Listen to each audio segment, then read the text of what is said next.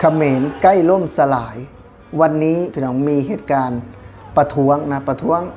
เรื่องเหยียดเชื้อชาตินะครับท่านผู้ชมนะเขมรเองที่อยู่ตรงนั้นก็คือโดนจีนเนี่ยพี่น้องขูดรีดนะแล้วก็มีคนอินโดนีเซียอีกที่เป็นชาวมุสลิมนะพี่น้องก็ถือว่า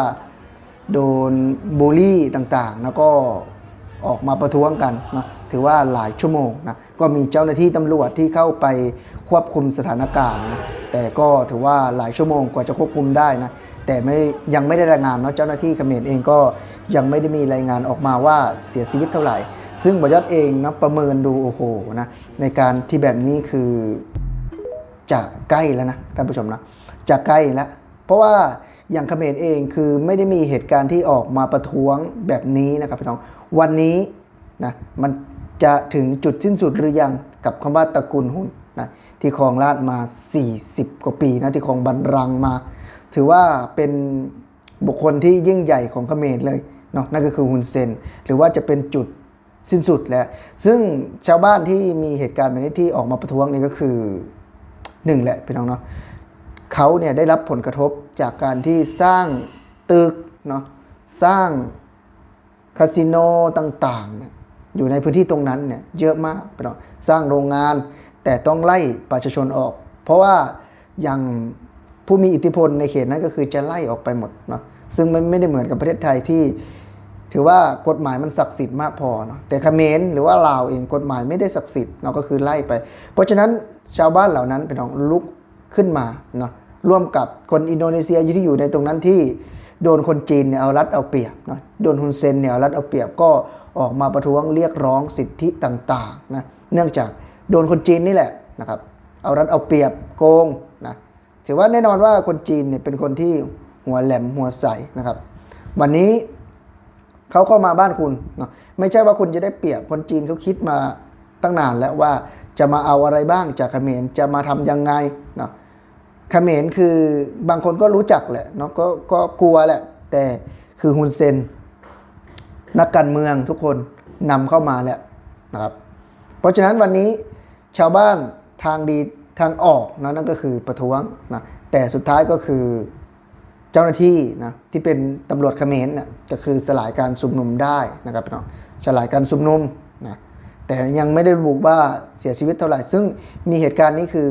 รุนแรงมากนะท่านผู้ชมนะคือรุนแรงมากนะเพราะว่าในการที่เกิดขึ้นคือ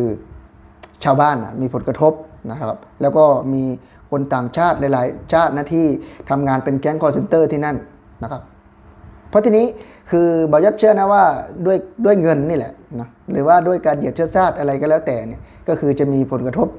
เยอะมากนะพี่น้องอย่างเงินเนี่ยแน่นอนการเป็นแก๊งคอร์เซนเตอร์หรือว่าการเป็นคนตอบแชทเนาะเหมือนว่าบอยอดเนี่ยเขาว่าไปทำงานที่สามเหลี่ยมทองคำเนี่ยก็คือตอบแชทก็น่าจะได้เงินเยอะเขมรก็เหมือนกันเนาะก็น่าจะเงินเยอะอาจจะไม่มีเงินจ่ายลูกน้องหรือเปล่าอันนี้ก็ไม่แน่ใจนะแต่สิ่งที่เห็นได้ชัดเจนคือมีการประท้วงแล้วก็มีเจ้าหน้าที่ตำรวจนะครับอยู่ตรงนั้นเพื่อสลายการชุมนุมนะครับเนาะคือม็อบนะเกิดขึ้นในครั้งนี้คือเป็นบทบาทและซึ่ง 2-3 วันติดเลยนะครับท่านผู้ชมคือเป็นบทบาทแล้วว่าฮุนเซนเนี่ยจะถึงจุดสิ้นสุด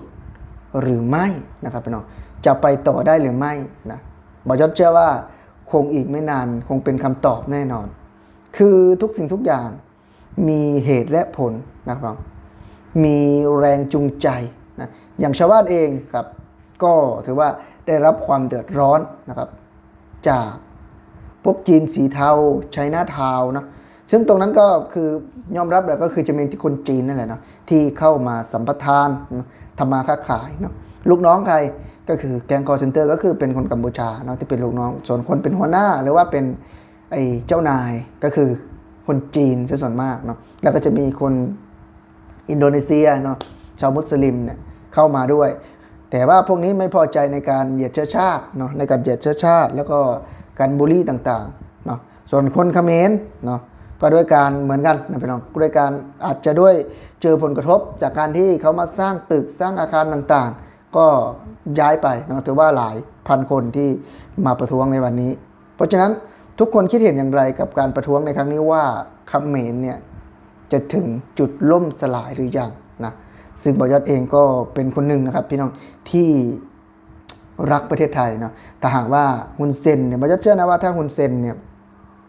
ตกจากเก้าอี้บัลลังก์เนี่ยเขมรก็อาจจะไม่ได้วุ่นวายขนาดนี้นะครับเขมรอาจจะไม่ได้วุ่นวายขนาดนี้แล้วก็ประเทศไทยก็อาจจะหมดเสี้ยนหนามตำใจนะครับพี่น้อง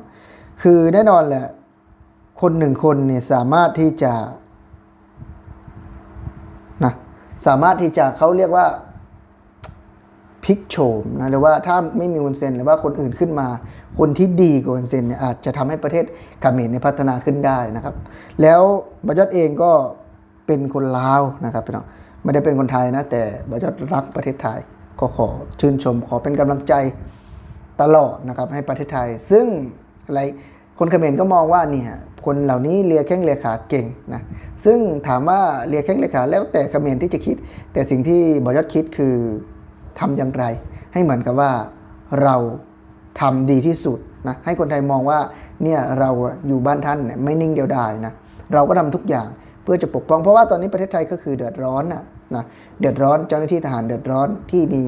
ฝ่ายทางกัมพูชาเนี่ยลุกรานเข้ามาทำร้ายมาชี้หน้าด่าคนไทยเนี่ยบอยอดก็พร้อมที่จะปกป้องไปเต็มที่นะสิ่งไหนที่มันไม่ดีในเขมรบอยอดก็พร้อมที่จะประณามพร้อมที่จะเผยแพร่ให้ทุกคนได้ดูว่านี่เขมรทำเนี่ยมันไม่ถูกต้องนะเขมรทำเนี่ยไม่ดีแน่นอนว่าสิ่งเหล่านี้อาจจะไม่พอใจกับคนเขมรแต่บอยอดไม่ได้ทำเพื่อคนเขมรนะบอยอดพูดอย่างนี้เลยว่าบอยอดไม่ได้ทำเพื่อคนเขมรบอยอดทำเพื่อคนไทยนะครับทำเพื่อปกป้องแผ่นดินไทยสิ่งหนึ่งเลยที่บอยอดได้เห็นโอกาสนะครับในการทำมาหากินนะอาชีพที่สุจริตนะอาชีพที่มีรายได้ที่มั่นคงนั่นก็คือเป็นแรงงานในประเทศไทยแรงงานในสปป.ลาวเนี่ยบอยอดพูดเลยว่าบอยอดไม่เคยได้ทำเป็นจริงเป็นจังแบบนี้คือทำก็แป๊บเดียวเหมือนกับเป็นงานเขาเรียกว่าเป็นงานชั่วคราวนะเพราะว่ามันไม่ได้มีงานที่จะเป็นหลักเป็นแหล่งได้เงินเยอะๆเนาะถามว่ามีเงินเยอะไหมมันมีแต่มันมีแป๊บเดียวเนาะไม่เหมือนประเทศไทยที่สมมุติว่าเดือนละ15,000เนาะ15,000 บาทนะก็จะว่าได้ยาวๆเลยแต่ฝั่งลาวสมมุติว่าเดือนละ10,000มันก็มีแค่งานก่อสร้างแต่มันทำแป๊บเดียวสมมติว่าโครงการเสร็จแล้วก็คือเสร็จนะนี่คือ